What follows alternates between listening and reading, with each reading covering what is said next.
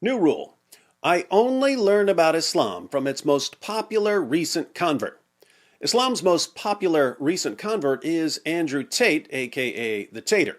The funny thing about recent converts to Islam is that if the convert is a woman, and she doesn't instantly start dressing like a 7th century Arab, the Muslim community will launch a campaign of insults and harassment and abuse against her, shaming her into disguising herself as a frumpy ninja.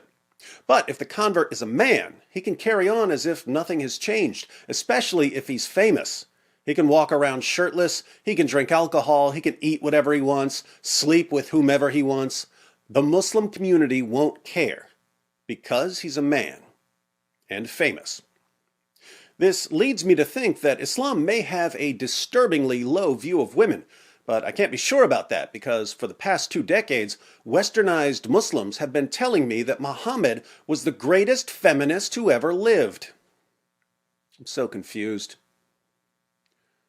I guess I'll have to ask Andrew Tate about this one. Sheikh Tater, how does Islam treat women? Let's look at the Muslim world, right?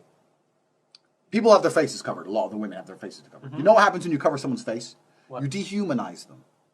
If you have 100 people in a crowd and you see their faces, you can see individuals. When you have 100 people with their faces covered, they're just a number. You dehumanize. I never thought I'd say this, but Andrew Tate is right. Islam dehumanizes women, just like Andrew Tate said. Now, to be fair, not all Muslim women cover their faces. Allah claims that his commands in the Quran are perfectly clear, but as with so many of Allah's perfectly clear commands, no one can figure out exactly what he means. So he tells women to draw their garments over their bodies.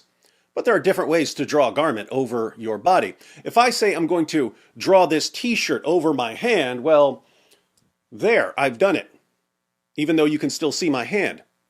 Or I can do this and cover my hand completely. Which is it? Until Andrew Tate tells us, we just don't know. But look at a couple of translations of a Quran verse about this issue. The Yusuf Ali translation of Surah 33, verse 59 reads, O Prophet, tell thy wives and daughters and the believing women that they should cast their outer garments over their persons when abroad. That is most convenient, that they should be known as such and not molested. And Allah is oft forgiving, most merciful. So, tell them to cast their outer garments over their persons. That could be a hijab, a niqab, a burqa, whatever. Notice that they cast their garments over their persons so that they won't be molested. I guess Aisha wasn't covered when she was a little girl because she definitely got molested by Muhammad. Now let's read the Hilali Khan translation where they add some commentary to favor a particular interpretation. O Prophet, tell your wives and your daughters and the women of the believers to draw their cloaks, veils, all over their bodies, i.e. screen themselves completely except the eyes or one eye to see the way. That will be better, that they should be known as free, respectable women, so as not to be annoyed, and Allah is ever oft forgiving, most merciful. So, according to one of the most popular Quran translations ever, women have to cover their faces, except for an eye, or if they're lucky enough to be in a super moderate Muslim country, both eyes. But if this translation is correct, then Islam dehumanizes women by forcing them to cover their faces. And this isn't some view that David Wood came up with. This is the view of the new poster boy for Islam, Andrew Tate. Now, since the Tater knew that Islam dehumanizes women, he said it himself, and since he knowingly converted to a religion that dehumanizes women, we can only conclude that Andrew Tate wants women to be dehumanized.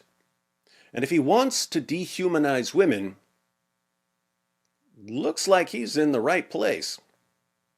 You're right on that. You're right on that. You're right on that. It just backfired on you. You're right on that. You're right on that. You're right on that. It just backfired on you. This is a part of a religion. There's a reason to it. Yeah?